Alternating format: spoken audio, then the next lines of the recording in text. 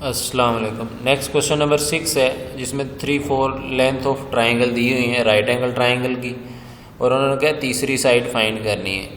तो इसके मुताबिक हमें पता ही है कि जो 3-4 साइड हैं वो हमारे पास छोटी होंगी, और जो तीसरी साइड है वो इन दोनों को अगर सम लेंगे तीसरी उनसे ग्रेटर होनी चाहिए, तो फिर ट्राइंगल पॉसिबल होगी। तो इसलिए हम 3-4 जो है वो लेंथ जो है वो छोटी का नाम रख देते हैं, और बड़ी जो फाइंड करनी है उसका नाम हाइपोटेन्यूज कर देते हैं। तो हाइपोटेन्यूज में हमने रख दिया एक्स, जो फाइंड करना है उसका नाम एक्स रख लिया, और बाकी दोनों को बेस और परपेंडिकुलर पे रख दिया।